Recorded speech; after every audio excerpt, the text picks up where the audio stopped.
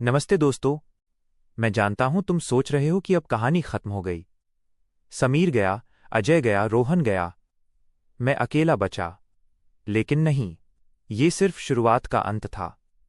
Part 3 में जब मैंने कहा था कि दरवाज़ा अभी बंद नहीं हुआ, तो वो दरवाज़ा अब मेरे अपने कमरे का था। रात के ठीक 3:12 बजे घड़ी की सुइयां फिर से रुक गईं, और बाहर नंगे पैरों की आहट, धीमी, भारी, लेकिन अब बहुत करीब, जैसे कोई मेरे दरवाजे के ठीक बाहर खड़ा हो और सांस ले रहा हो। मेरी सांस रुक गई। कैमरा अभी भी रिकॉर्ड कर रहा था। स्क्रीन पर वो 3 साये अभी भी खड़े थे, लेकिन अब चौथा साया मेरी जगह पर था। मेरा अपना शरीर, मेरी आंखें, मेरी मुस्कान। लेकिन वो मुस्कान मेरी नहीं थी। मैंने हिम्मत करके दरवाजे की तरफ देखा। खटखट, खटखट। आवाज अब धीमी नहीं थी, जोर से, जैसे कोई अंदर आने को बेताब हो। मैंने सोचा शायद सपना है, लेकिन फिर दरवाजे के नीचे से कुछ रिसने लगा। काला, चिपचिपा तरल, जैसे पुराना खून जो जम चुका हो लेकिन अब पिघल रहा हो। उसकी बदबू, ओ दोस्तों, वो बदबू मैं आज भी महसूस कर रहा हूं। सड़ी हुई लाश, जले हुए बाल और कुछ ऐसा जो कभी जिंदा नहीं था। मेरी उंगलियां कांप रही थीं। मैंने दरवाज़ा खोलने की हिम्मत नहीं की, बल्कि पीछे हटा। कमरे की लाइट खुद ब खुद बंद हो गई। अंधेरा, पूर्ण अंधेरा। सिर्फ कैमरे की छोटी सी लाल बत्ती जल रही थी, और उस लाल रोशनी में मैंने देखा, दरवाजे के नीचे से वो तरल अब ऊपर की तरफ चढ़ रहा था। दीवार पर, छत पर, और धीरे धीरे मेरी तरफ आ रहा था, जैसे कोई जीवित चीज हो। मैं भागा, बेड के नीचे छिप गया, सांस रोक ली। लेकिन वो तरल अब मेरे पैरों के पास था। ठंडा, बहुत ठंडा, जैसे मौत खुद छू रही हो। फिर एक आवाज आई, मेरी अपनी आवाज, लेकिन गहरी, सड़ी हुई। तुमने सोचा था तुम बच जाओगे। 4 माध्यम, 4 आत्माएं, तुम चौथे हो। अब दरवाज़ा पूरा खुल चुका है। मैं चीखा, लेकिन चीख मेरे मुंह से नहीं निकली। वो मेरे दिमाग में गूंजी, जैसे कोई मेरे अंदर बोल रहा हो। मैं बेड से निकला, कैमरा उठाया। स्क्रीन पर अब कुछ और था। मेरा कमरा नहीं, महल का वो हॉल। और हॉल में 4 लोग खड़े थे। मैं, समीर, अजय, रोहन। लेकिन हम चारों के चेहरे उल्टे थे, आंखें पीछे, मुंह पीछे। और हम हंस रहे थे, जोर से, हंसी ऐसी कि दीवारें हिल रही थीं। मैंने कैमरा फेंक दिया, लेकिन वो गिरा नहीं, हवा में लटका रहा, और रिकॉर्डिंग जारी रही। तभी खिड़की खुल गई। बाहर शहर नहीं था, महल था, वही मौत का महल। लेकिन अब वो मेरे घर के ठीक सामने खड़ा था। जंगल गायब, सड़क गायब, सिर्फ महल। और उसके दरवाजे पर मेरी अपनी तस्वीर चिपकी हुई थी। खून से लिखा था, स्वागत है चौथे माध्यम।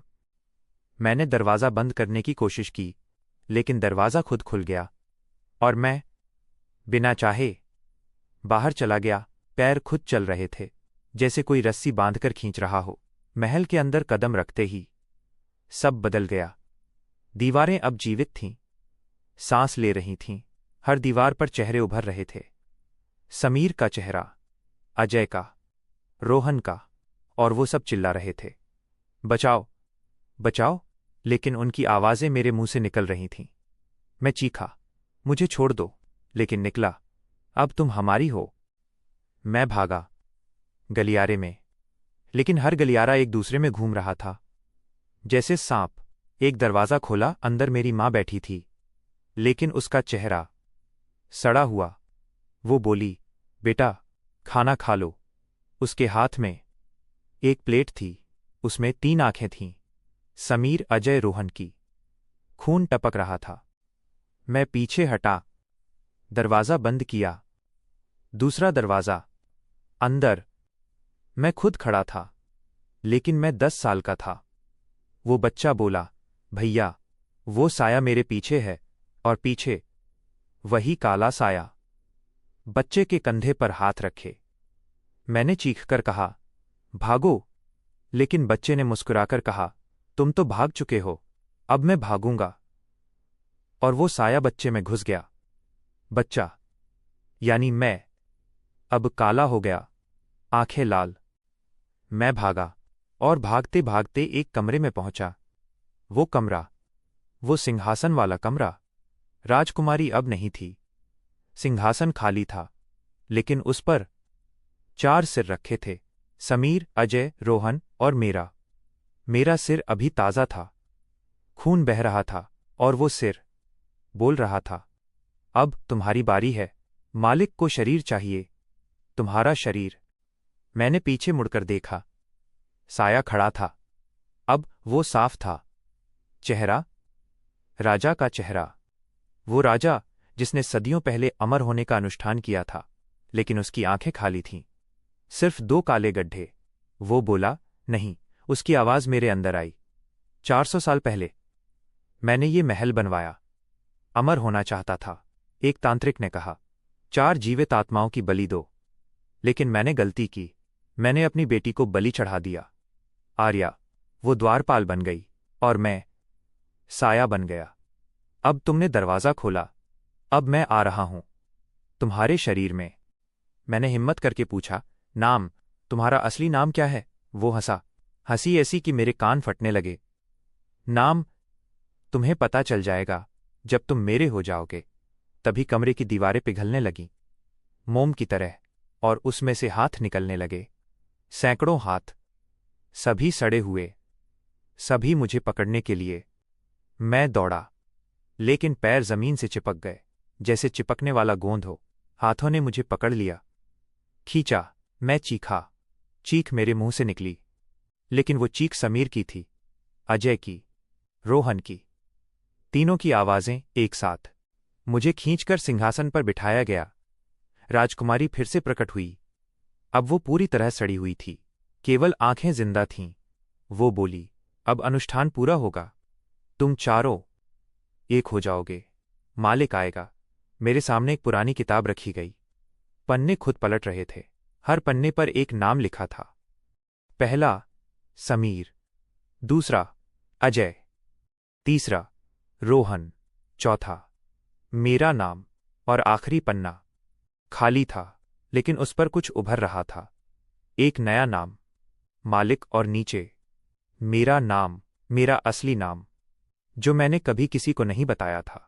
वो नाम जो मेरी माँ ने मुझे जन्म के समय दिया था। वो नाम जो मैं भूल चुका था, लेकिन अब याद आ रहा था। अंकुर।